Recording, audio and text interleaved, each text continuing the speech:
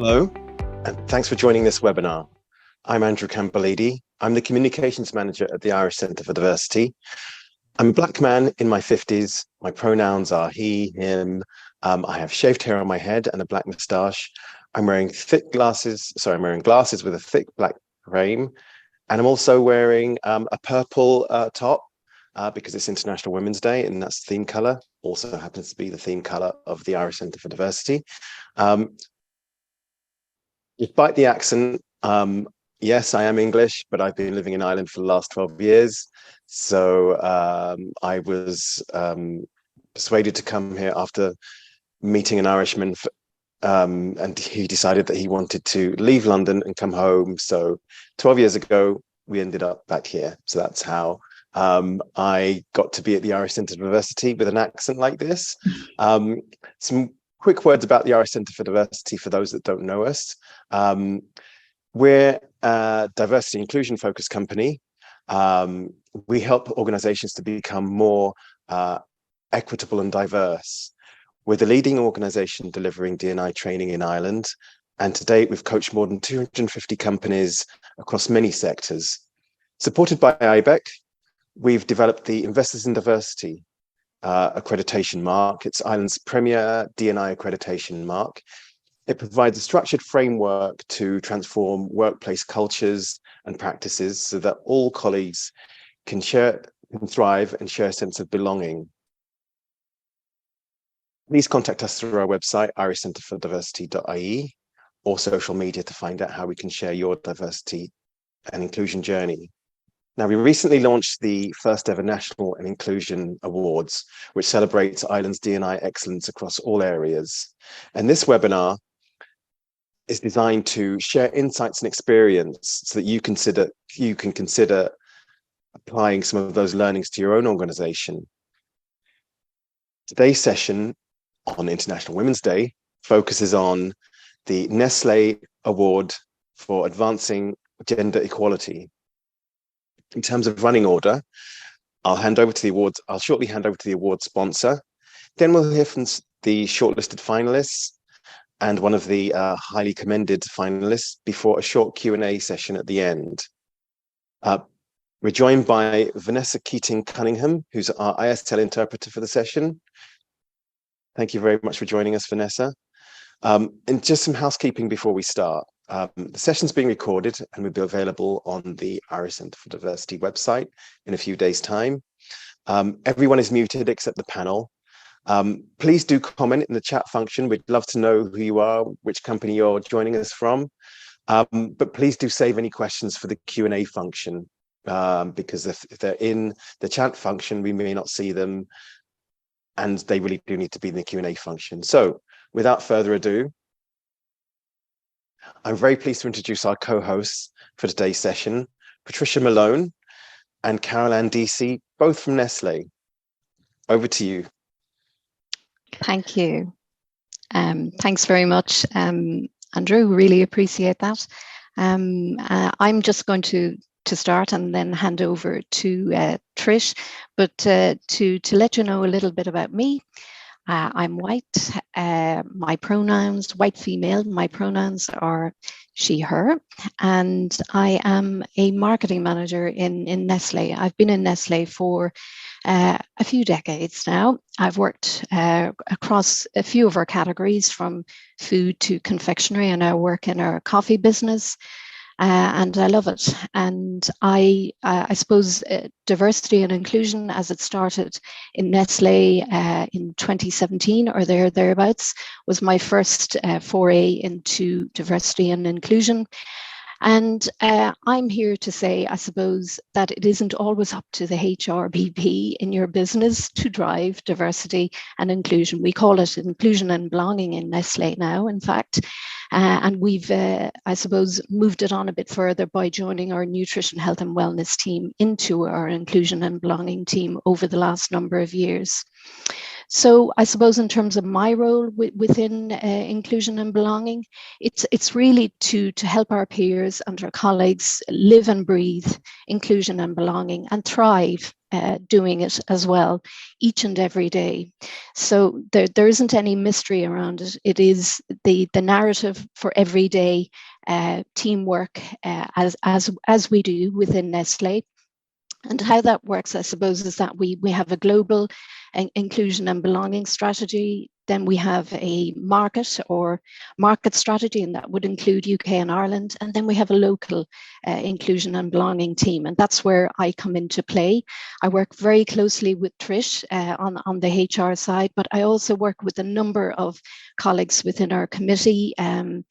And they would be mental health first aiders, they would be commercial people within the business, all with a responsibility to help drive an inclusion and belonging right throughout the organisation. One way we do that, before I hand over to Trish, is that it starts at the top. So it cascades right down and right into my personal development on a yearly basis. So that's how we, I suppose, tend to live and breathe it each and every day. So that's a little bit about me. I'm going to hand over to Trish now.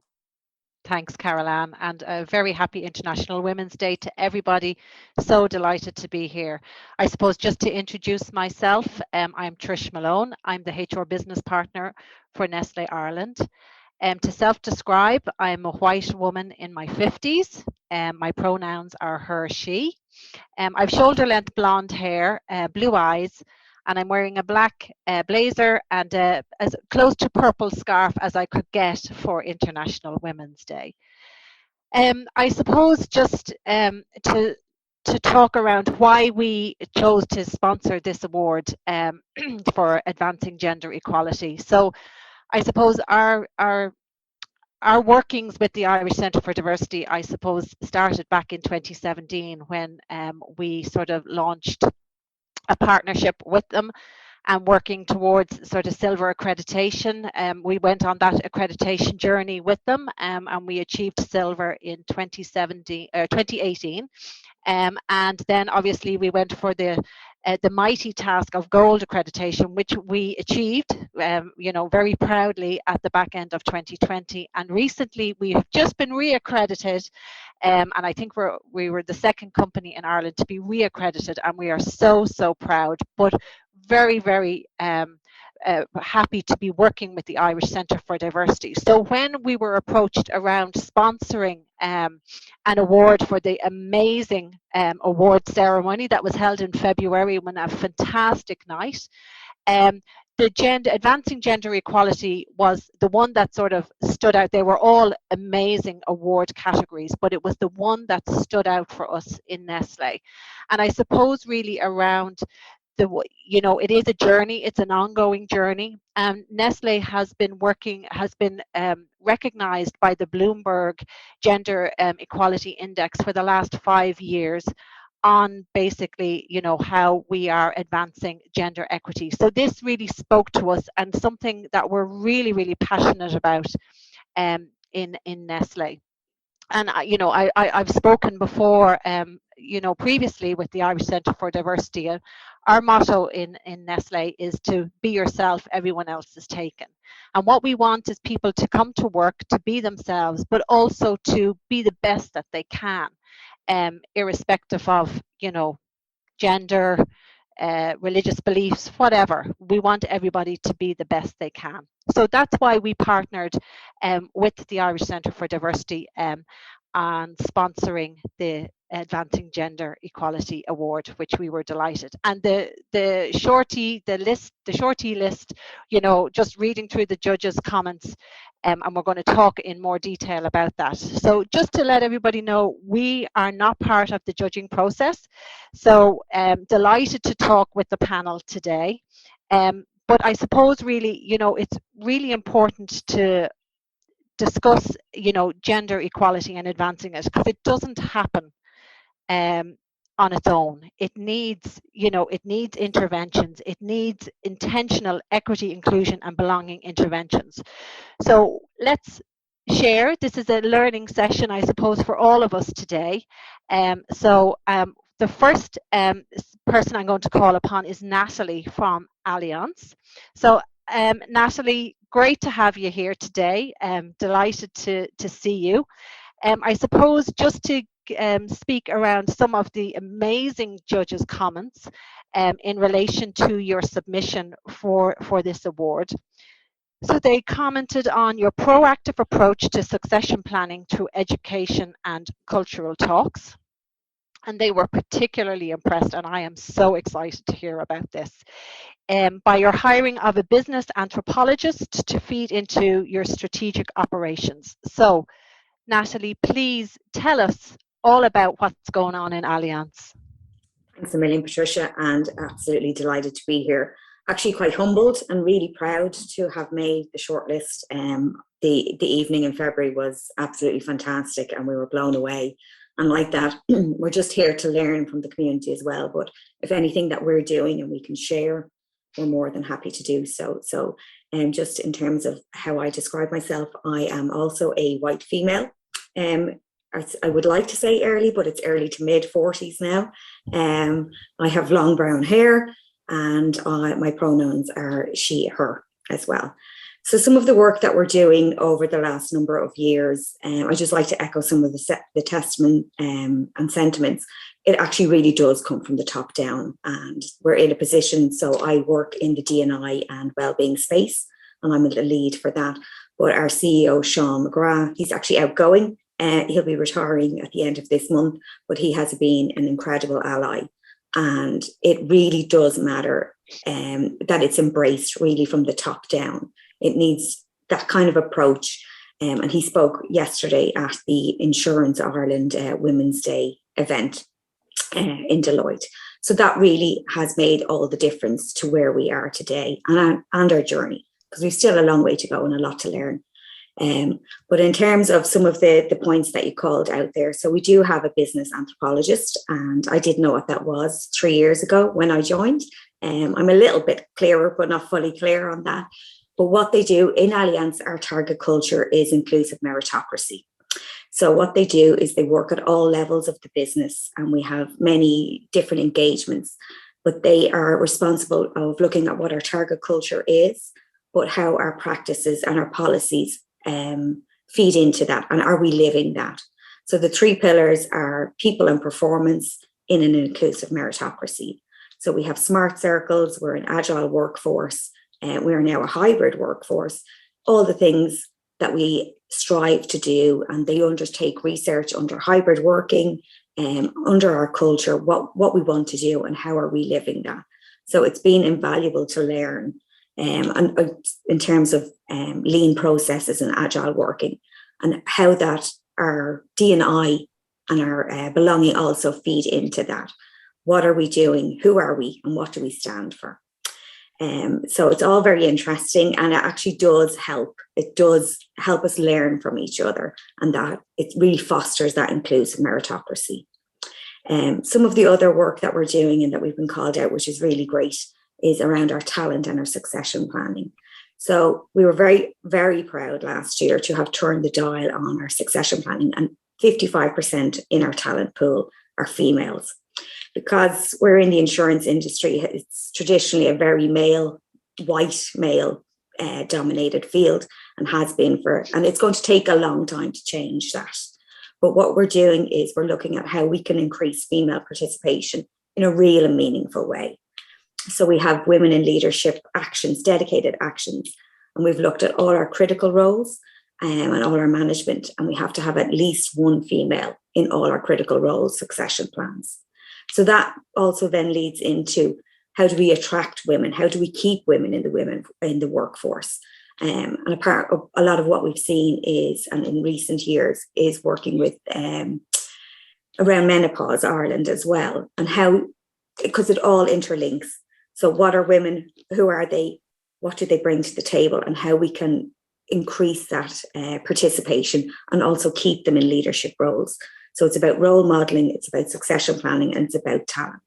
So lots of great work that's gone on. And sometimes it's been hard work and it's been a struggle, and still a long way to go, where, we have 30% on our board and we have 30% on our C-list or C-suite management, but we're finding around the middle management, a lot of they're long-serving members of staff. So it's going to take time, and we need to really have those women in leadership actions, and really have a committed senior management to developing all our females.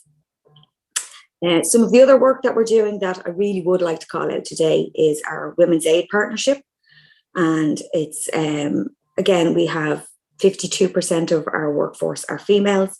And if we look at the statistics, 1 in 4 females will suffer gender-based violence in Ireland. So it's a significant impact, and anything we can do to highlight the plight of women in our workforce and in our society, that's what we're really passionate about. So for us, it's about making a change internally, also a societal change. So we would like everyone to get involved and check out some of the campaigns that we are going to be running, especially today we're going to be launching a new one. But what we're doing is we're looking to change the face of the insurance industry as well. So we're not just looking at traditional partnerships of sport, which we are a sponsor of, but also how we can make that change on a societal level also, as well as internally.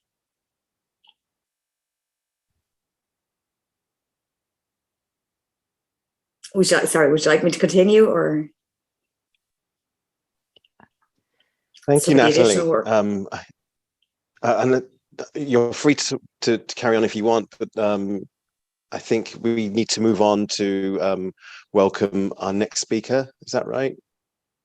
Yeah, okay. So I shall do the introduction. So thank you, Natalie. That was amazing, and yeah, great to hear some very clear learnings there for us indeed as well. So our next finalist is Marie Mulvey, and I'll introduce Marie, or Marie will introduce herself shortly. But just to say congratulations, Marie, and welcome on being a finalist or a shortlisted finalist. And to say that the judges were impressed particularly by your Diversity, Equity and Inclusion Committee, and indeed the way you have community, I suppose, groups feeding into that overall DEI group as well. And I know that's something that we practice as well within Nestlé. So very interesting to see that. But this is where your, I suppose, superlatives come in. They were really impressed by the very strong voice you have on equity with respect to your external or your equal maternity and paternity leave policy. Absolutely interested to hear about that. And this really, they said, challenges gender stereotypes. So kudos to you for that. So I'm going to hand it over to you, Marie. Please introduce yourself and tell us about your DEI in Aviva. Thank you. Thanks, Caroline, and thanks for the opportunity to come along and speak today to the Irish Centre for Diversity, and well done on a fantastic night of awards. And happy International Women's Day as well to all of the participants of today's webinar. So just to introduce myself, my name is Marie Mulvey, and to self-describe, I'm a white woman in my 40s, also around that mid to late now, and my pronouns are she, her. I have blonde hair, and today I am wearing a blue top. I'm the head of people for the Ireland Life business at Aviva, and I'm also a member of the Aviva DE&I committee. And at Aviva, our ambition is to create a culture where diversity, equity and inclusion is at the heart of everything we do for our people, for our customers and our community. And this really is where our DE&I committee have an opportunity to make a difference. So we want to create a diverse workforce where everyone can be themselves, but also represent the communities and the customers that we serve. We have been doing some great work over the years, both externally with some of our charity partners like As I Am and Belong To, but also internally with our Pride and Balance communities. So we refer to employee resource groups as communities in Aviva. But I guess despite all this work, we could see that we had more that we had to do. So the DE&I committee was set up, and its purpose was to develop the DE&I strategy, to have annual plans, targets and measures to underpin that strategy. Similar to Allianz, we also have top-down executive sponsorship. So our DE&I committee is it's chaired by our executive sponsors, and each of our DE&I communities as well also have an executive sponsor. So whilst it's chaired by our executive sponsors, the committee itself is made up of the co-chairs from our DE&I communities. Currently, we have Balance, which is our gender community. We have Pride. We have Avievability, which is our community for people with different abilities. And we have Carers. And this year we hope to launch a new one called Origins, which will represent people of different ethnic backgrounds, social mobility and faith. Also on the D&I community, we have leads from our people working groups and our sustainability working groups. And I guess the communities and the working groups combined, we then design and deliver the initiatives, and that's all brought back up through the committee and communicated to our ExCo for input from them and also input from our board. The committee itself, I guess it's really powerful because it presents a real opportunity for a joined up approach and cross collaboration across the business. And look, as you probably know, a lot of our employee resource groups in our communities, they're doing some of this work off the side of their desk. So that cross collaboration is really, really helpful and just really makes a huge impact. The role of the communities themselves, it's critical as they raise awareness and understanding of key topics impacting their own communities, but they also have the opportunity through the committee to have to influence change. And as an example, last year, our Balance and Care community came together to put forward what was a successful proposal to increase our equal maternity and paternity pay. Just on gender specifically, so on gender equity, our Balance community, you know, what they do is they organise a number of panel discussions on topics. So we've had topics on menopause, pregnancy loss, breaking gender stereotypes. And what we found at Aviva is that role modelling and storytelling is really impactful. So we use our own people from all levels throughout the organisation who can role model their own experiences. And then depending on the topic, we blend that with external speakers to bring in new perspectives. As an example, this week, we're running a number of events for International Women's Day, and tomorrow we have a panel discussion on embracing equity. The people working group then within that, we deliver support through development of new learning. So for example, we launched inclusive behaviour learning for all employees this year. Last year, we ran anti-racism training. And this training is not just a once-off, it actually becomes part of your new joiner process as well. So all new hires go through the learning as well. We have a gender lens on all of our key processes. So for example, recruitment, where we've got balanced interview panels for senior appointments. We put a gender lens on our reward review to make sure that we're analysing the data and ensuring that there's no unconscious bias in that process. And then also we have a real focus lens on gender balance in our succession planning also. And we then run programs to support females to develop their careers, such as sponsorship and mentorship. And we have family-friendly policies, such as the one you mentioned, which is our equal maternity, paternity leave and pay policy, and hybrid and flexible working. All of that D&I activity is underpinned by targets and data. And look, obviously, I look forward to, I'm sure we all do look forward to a time when we don't need gender targets, but unfortunately, we're not there yet. We have targets for gender balance in senior leader roles, which is part of our performance scorecard. So there's real buy-in to actually making a change here and making sure that we've got that gender balance at the top level of our organisation. We can see with our data that actually we have gender balance all the way up through to middle management. And then as the roles become a bit bigger and more senior, it starts to drop off. So since we started putting those targets in place, which is 2021, delighted to say that we have moved our gender balance by 10% up to 37%, and our new target for 2024 and 2023 is 40%. So I guess the higher we get, the more we'll increase that until ultimately we get to the 50%. Also on our boards, we have on the general insurance side, we have 50% gender balance for females and 40% on the life side. So we're doing really well at a board level.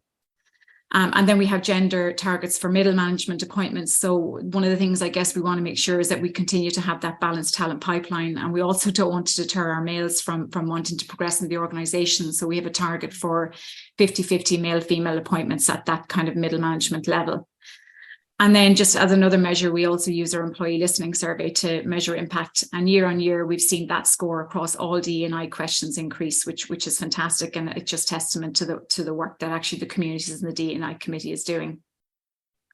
And then finally, I'll just touch on the equal maternity paternity policy that you mentioned. So we are particularly proud of that, as we do believe that both parents are equally important when it comes to raising a child. We reduced it to help remove barriers to career progression and to also to challenge, I guess, traditional gender roles. And we recognise that whilst it's important that companies continue to challenge themselves on inclusion, it's also needed in society. And we do know from our data that when it's offered to men, this leave, and more importantly, it's supported, so it's actually it's okay for them to take it, that they will take it up, and that ultimately helps challenge stereotypes about breadwinner and caregiving roles. And we do have men taking it at all levels, which is fantastic. And they now have a better understanding of the choices women have to make when they're balancing their career and their caregiving responsibilities. Brilliant.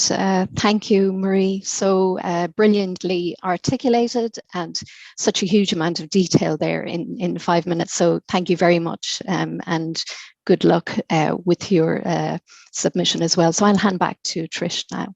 Yeah, thanks. Yeah, Marie, absolutely sounds great.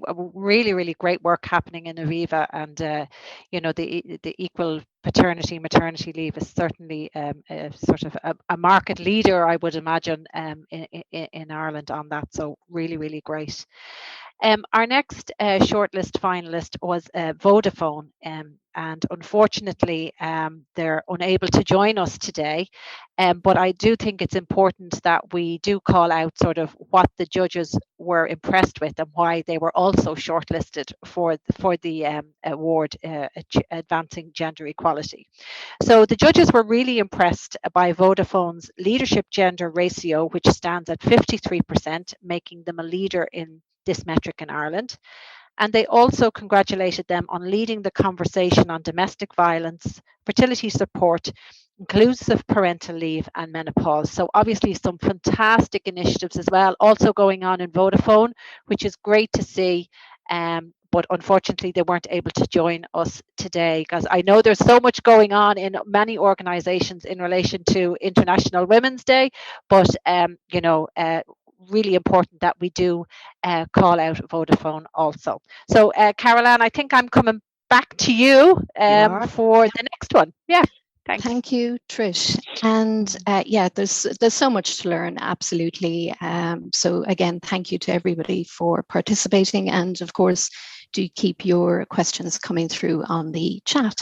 So our next finalist is Irish Rail, and unfortunately Samuel Riggs couldn't be with us today, but he has very kindly prepared a video for us, and I believe it is a very interesting and thought-provoking video. So here's what the judges said about this category. Really what stood out for them, and this is absolutely an astonishing figure, but the fact that 750 people are due to retire from Irish Rail between now and 2027. So the development of strategic succession planning, and we've talked about this earlier, mentioned it already twice, I think, is key to achieving their gender equity objectives.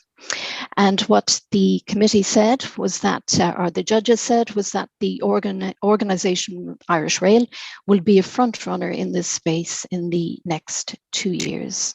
So let's have a listen. I'm going to hand over to Ciara, hopefully video ready to go. Hello there, I'm Samuel Riggs, the ED&I executive here at Irish Rail. I'm a white man with blonde hair in my 30s, wearing a black polo neck and black glasses. Thank you so much for awarding us, highly commended, in the category of advancing gender equality at last month's National Diversity and Inclusion Awards. My mum always used to say, blessed art thou amongst women, because I had so many female friends growing up. And I feel so lucky that that has continued into my professional work as a man who gets to work with such a wonderful and talented group of women here at Irish Rail and further afield as well. You know, Irish Rail, we operate in the traditionally incredibly male-dominated transportation sector. And I think that especially in an organization with a near 200-year history, there's a narrative that often prevails around the railway that it may be unwelcoming for women. I suppose we're working to change that perception and change the culture that exists here at Irish Rail as well, through a number of strategies and initiatives that highlight all of our underrepresented groups, but especially women. As part of our gender pay gap report for 2022, we found that our pay gap actually favors women by a margin of 6.32%. However, we only have about 474 women employed in an organization of nearly 4,500 people. And we suspect that that gap in the pay would level out should we welcome more women into the organization across all levels and business units. As part of that same report, it was also important that we pledged to welcome more women into the organization. And indeed, we have pledged to double the number of women at Irish Rail by 2030. And we're going to achieve that through 3 strands of our organization. We're looking at recruitment, welcoming more women into the business from the offset, retention, cementing the inclusive culture that we have and making sure that there's one that retains and empowers women, and progression, giving women opportunities to learn and grow and actively encourage them to seek them out.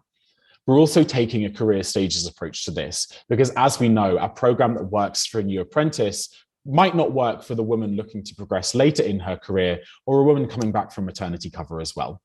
Finally, one of our key additional goals is widening our colleagues' understanding of gender in the workplace and ensuring that everyone can show up to work no matter their gender identity as well.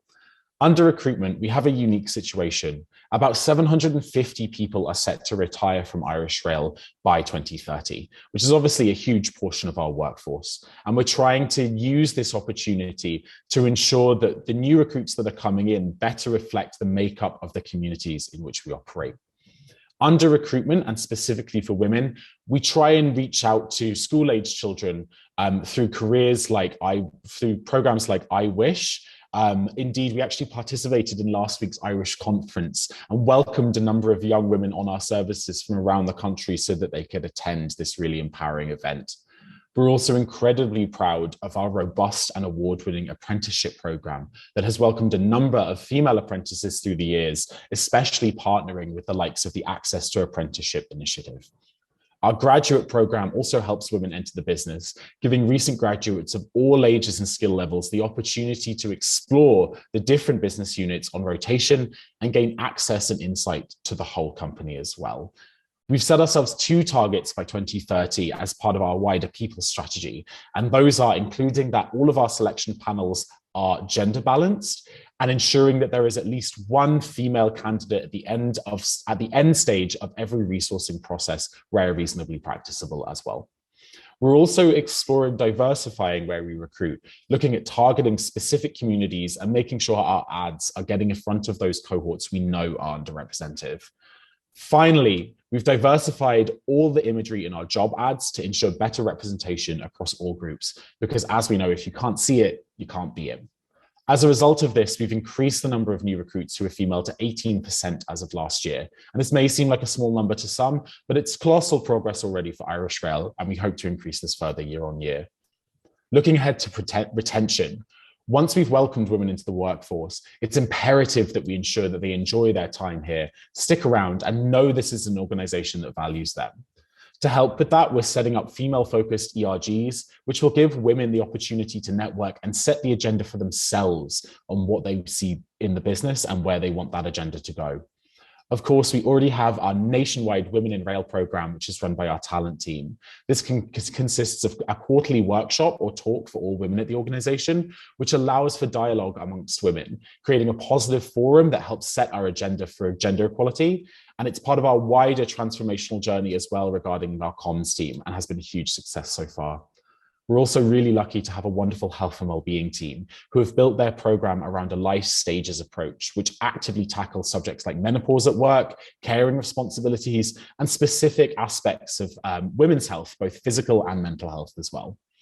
Our upcoming ED&I strategy will also have a specific pillar for gender equality activities and initiatives. And this will be central to everything that we do. And our senior leaders take it incredibly seriously. We have great buy-in from our senior leadership team and outspoken buy-in as well. We're also baking the inclusion of a wider set of gender identities into our new human capital management program, and the ability to change and display one's pronouns and gender identity fluidly across this and our intranet will allow us to measure and see where we're growing and going in terms of setting our priorities for the future for recruitment and progression initiatives too. Speaking of progression, as women grow in their careers at Irish Rail, equality of progression is key to our vision of the future. Our talent team have designed female development programs for women at all stages throughout the organization, including career starters, emerging leaders, and empowering women for longer service, removing barriers to allow women to progress into the desired career. We have built upon and reinforced our affiliation with programs like the 30% Club, providing scholarships, executive education courses, and consultancy for board as well. The establishment and promotion of our Women in Leadership program provides training and qualification for women across the business, and it's really key to encouraging women to progress. We launched our first cohort just last month for 2023, and this workshop series will provide for discussion of challenges and barriers unique to women. Experts from different fields will come in to work with women to explore and overcome those barriers, and it will help highlight in particular discussion of maternity, return to work, imposter syndrome, and confidence building as well. Our vision of the future at Irish Rail is one where everyone feels the same opportunity in all of these areas, no matter their identity. Our strategy is on the way, and we're really lucky to have an incredible action plan ready to go. We have full buy-in from all of our senior leaders and colleagues, and a roadmap to equity that will bring everyone aboard on the journey. I want to say a huge thank you to the Irish Centre for Diversity for all of their support, to all of you for listening, and I want to wish you a very happy International Women's Day. Pity Sam couldn't make it to join us today, but obviously fantastic work going on there in Irish Rail, and lovely to hear from him. So finally, now we will move to the winner of the Nestlé Advancing Gender Equality Award. So I am absolutely delighted to have Heather Lowry from An Post. And before I hand over to Heather, I just want to obviously call out what the judges mentioned in the outcome. So the judges described An Post as an exceptional finalist and were very impressed by the following initiative. In 2019, this organisation reported a gender pay gap of 3.7%. The current figure for the second year running stands at an impressive 0%. So not content to simply achieve their target gender pay gap, they have focused on improving gender balance and promoting equal opportunities for all through a comprehensive suite of data-led strategies, AI supports, mentorship, and the Female Talent Acceleration Programme Aspire. So Heather, please tell us more. We really want to know more. Tell us. Over to you. Thank you so much. Let me introduce myself. I'm Heather Lowry. I am a woman wearing a blue dress and I have glasses on. Today, it's fabulous to be here. I just want to say congratulations to all my fellow finalists as well. And just to say, this means the world to An Post that we won the award. We've been working hard, like everybody else on the call, to really advance gender equality. So I thought I'd just share, I suppose, a little bit about our journey, and I'm sure some people have heard this maybe before. But look, I suppose with An Post, like Sam said there, is very much a male-dominated organisation. We are Ireland's national postal operator, serving 2.2 million addresses every day, or engaging with 1.3 million customers weekly. So we have a massive impact in terms of the communities that we serve, and we recognise that in everything we do. In 2019, our CEO, I suppose, David McRedmond, absolutely led the charge in terms of gender equality. He put this on the table, he actively focused on it, and he wanted to see real change. He, working with the management board members, again, and our group of unions, we were very ambitious to achieve a lower pay gap than 3.7%. We committed to a number of actions, I suppose, over the last 3 years. One was achieving more gender balance at all levels across the organisation. The second was ensuring that women's full and effective participation in An Post and providing equal opportunities for leadership positions. As you rightly said there, we have moved from a gender pay gap of 3.71 to a pay gap of 1.41 in 2020, and then to 0% in 2021 and 0% in 2022. Absolutely no pressure for 2023 on us. How did we do it? I suppose, interestingly enough, listening to Sam talking about all that they're doing in Irish Rail, you know, makes me see that all the actions that they are doing are very similar to what we've done, and they do work. I suppose we took a three-pronged approach. The first one was around creating opportunities in terms of the recruitment process. And we were very focused on, I suppose, making sure we had gender balanced shortlists at our senior manager level. When David joined the organisation, the management board was predominantly male. Now we're at 50-50. So it was really important for him to have targets at certain levels. And certainly at that senior management group, that's where we've seen an increase, you know, right up to 41%. So we have our gender balance shortlist where possible. We've also seen an increase in terms of the gender of our process area managers. So they would be predominantly, I suppose, male roles in our actual male centres. And again, we've seen a 30% increase in terms of the number of females taking on those roles. In addition, I suppose, around the recruitment process, we simplified our job ads, moving to more people-centric role profiles and job ads, and less around the functional, in order for us to, I suppose, you know, get the interest of a much wider talent pool. We implemented software, Texio, which removed gender bias from our role profiles that in some cases we didn't even realise was there. And then we actively promoted a number of roles using different types of media and advertising channels. Probably the one closest to my heart is the second one, and this is around, I suppose, enabling promotion, and the third one, promoting change. And this is where we very much focused on the women in the organisation. As I said, it's predominantly a male-dominated organisation. You know, Postman Pat, for example, and you know, a lot of our women were in roles may not have been supported over the past, maybe even 40 years. So, in terms of what we did for them, we reintroduced our education support program.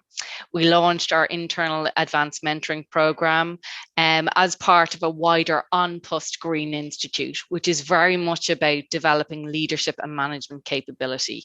We launched our strategic leadership program, our frontline manager program, etc. And our management board led out on a number of key speaker series for our women across the organisation. We enable networking circles through our talent acceleration program, which I'll talk about in a couple of moments. And again, those networking circles are growing and growing as we speak, and are turning into a big alumni, where actually the women from the program are driving this alumni themselves. And we also supported a number of our middle managers, our female managers, around the professional women's network and giving them access and membership to that. As I said, the key for me is around how do we promote change, or how do we make it stick? And again, like I mentioned, you know, David was very, I suppose, focused on making sure that the change was seen at the top, and that we were committed, and the organisation knew we were committed to doing this. We hired a D&I manager, thankfully, in my team, and also a talent and resourcing manager to help us actually focus on these areas. We launched our first female talent acceleration program, Aspire, and this is actually currently sponsored by our CAO, Paula Butler, who's very passionate about the program. To date, we've had 52 females go through the program, and the program for me, and somebody coming from an L&D background, is very focused on the needs of our women in the organisation, around some of the struggles they may have in terms of advancing their career, and what they feel about themselves, in imposter syndrome, in, you know, maybe how they present, or, you know, whether they'd be good enough to apply for a particular role. And again, the program is very focused on that, and also provides coaching one-to-one for each of our women. When the women come into the program, it is very much, they are, you know, very nervous, very afraid on all of our launch, you know, and by the end of the program, the difference is unbelievable. You know, 89% of all our participants in our survey, you know, have said that they have, you know, their confidence has grown in their roles. And we've showcased some of our people even in our gender pay gap report, where they said, you know, only for Aspire, they'd never have got the opportunity to meet with women across the organisation. If I give you an example, we have some women working in a male-only delivery service unit, so which is where, you know, one of the locations, maybe Kerry, Cork, down the country. So again, these women don't have access to other women. So Aspire gave them so much more. It built their capability, it built their skills, it built that networking. They actually sat in a room where 15 other women said, I feel exactly the same as you. I don't feel confident to go for a particular role. I don't feel confident I have the skills, etc. So it enabled them, it started opening the conversation. And I do believe there is, and I say this all the time, there is a piece of magic in bringing the women together. Just focused on the things that are most important for them. And then they go forward in this cohort and this network of people, and it continues from there. And what we've seen is, a huge amount, like 74% of our people who've gone through the program have gone on to further educational support, whether it's with UCD or other institutions where they want to continue to grow. So we can really see that Aspire has sparked off that passion in them. A number of our women who've gone through the program, 20% have actually been promoted or moved role within the organization. And again, we're going to continue to, I don't want to use the word track, sounds very big brother, but we're going to continue to really monitor the women and the difference it's making. And I suppose we've had a call to action for them to really pay it forward for the next group of women coming along, and what can they do and how can they support mentorship. Sorry, you can see I'm quite passionate about the Aspire program. In addition to all of that, we continue, and now I've heard some of the other finalists mention it, really focus on, whether it be, some of our flexibility or leave. We provide term time during the summer months for, male and female to avail of leave, for 3 months, and we work it all out so they're paid equally across that time. So again, we're always looking at the opportunity to I suppose focus on new policies, whether that be our menopause policy, etc. So continually focusing, not dropping our guard. And I think a big thing for us this year, and something we've never done in ONPUS before, was we did an inclusion survey last year, and we did a female only survey because we really want to hear from our women. And remember, we've got 2,500 women across the organisation, across all geographic locations in Ireland. So trying to actually communicate and get them and get their feedback in itself. But again, that gave us the insight, the know-how to know that we were really making, progress. That's what the feeling was. I believe that ONPUS has made a huge difference in my day-to-day. And I think that was the key for myself and certainly our Chief People Officer, Eleanor Nash. So we're not sitting on our laurels. We know we've a lot more to do at the front line, and we've taken all the feedback. we've got, I think we had something like 448 comments in terms of, what we can do, what we can tackle, what areas. And like Sam said, we've a lot of work to do in terms of that front line and encouraging more females to come in, remove that stereotype of postman Pat, and encourage more women to join and share some of the benefits of actually being a post person as we're moving towards here in ONPUS. So yeah, we've been on a really long journey, but I think we're so proud of everything we've done. We've done it for the women in the organisation, and we want to continue, I suppose, on that journey. It doesn't stop just because we've got 0% and our job is done. And just to put it out there, we're always looking to make sure within that plus or minus 2.5%. So that covers me for 2023 gender pay gap. So hopefully that gives you a little bit of the flavour of some of what we did, and we've a huge agenda and body of work in the year ahead as well. So hopefully that tells a little bit of the story. Amazing, Heather. Thank you so much. And I think post-person Patricia could happen. I think there's a market for it, maybe. But yeah, no, absolutely fantastic. And your passion absolutely shines through. But I think you made a really, really valid point about it's a journey. And we see that as well in Nestlé. There's no end stop in this. There's no end point. It is continuous. It's continuous. Keep going. And I think, the fact that, everyone has spoken around menopause policies, because we launched one in Nestlé about 2 years ago. And when I said about researching it in the Irish market as to what was available, there was no employer that I had reached out to that actually had one. And in that 2 years, it's monumental, the movement. So it's absolutely fantastic. So I'm going to hand back to Andrew now, because I think we're going to move to the Q&A. But Heather, great to talk to you and great to hear on Post's fantastic journey, and well worthy of the award for advancing gender equality. So well done. Andrew, over to you. Heather. Thank you. Congratulations, Heather. That's so enlightening to hear all of the work that's going on there. We've got time for one question, and I'm just going to pick the one that's in the middle. I think there were 3 questions, and one asked about targets for female representation at board level, and I think all of the panelists have spoken about the need for, or the desire, the ambition to really up that. So I think we've covered that whole area. And also, do you think things will change in gender pay gap with the new reporting structure? And I think, again, we've all talked about the effect that that's had and how people were putting in the work beforehand, and now they're seeing the fruits of it and the plans that they have to take it even further. So I think we've covered those questions. One we didn't cover, or we didn't cover in so much detail, was this person asks about comments on Sam's video and says how interesting it was, and wishes us all happy International Women's Day. But it asks, how can we foster allyship in this particular area? And I think one of the panelists did talk about the need to take men on the journey with them, with the whole of gender diversity. So I'm going to throw that open if anyone wants to take that on. I think one way, sorry. No, go ahead, Marie.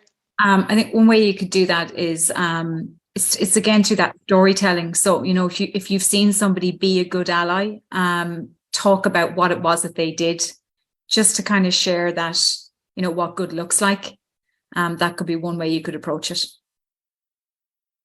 Natalie, did you want to think you were going to come in there as well? I think it was probably me, Andrew. I was just going to say again, I suppose with our CEO leading out, like he's also encouraging, you know, all our male, and I should have said, you know, thanks to them as well, because a lot of our line managers are on the journey with us. So again, I think it's, you know, it's fostering that from the very top. I think it's also, you know, our unions have supported us and saying, you know, this is really important. And I think it's, for me, it was very much shown the data behind it, like what we're seeing, what the evidence, why we had to do this. And I think, you know, a lot of people say, you know, how did you manage, you did a female program, but what about the men, and how was that, how did that work, and, you know, did they feel? And yes, there was an element of where, you know, we were doing other things to support everybody, but again, it's really showing that the impact of actually not doing something as well, and saying this is where we are currently, this is what it says, this is, you know, we've only 25% of women and we've 75% of men, and this is how, you know, things will move if we don't do something. So it's really about, you know, I suppose the underlying purpose of why we need to do this, and I think that's certainly something that David has done for our senior management group, both males and females. So I think that's where we've got a lot of people now behind us and wanting to speak, and, you know, are very proud and making it real for them, you know, whether they've got, you know, a wife or children or daughter or whatever at home. So thanks, Heather, and thanks, Marie. I mean, that all talks to the whole aspect of culture eats strategy for breakfast. You know, it's all about having inclusive culture from the top and having that set the pace for everything that comes underneath. I think we're out of time for questions, so I'm just conscious that we want to wrap up. You've all got International Women's Day events to get to, so I'm going to wrap up by saying thank you very much to our panelists once again. Thank you to Nestlé, the team at Nestlé, for sponsoring the award. Thank you to our panelists, our finalists. Thank you to Heather, our winner. Thanks to Sam for being really highly commended.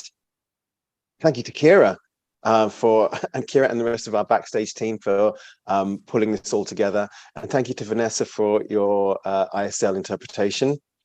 I'm going to just sign off by reminding that the recording is available, or will be available shortly after this session, probably in a few days once our tech team have kind of edited it, all the bumps out.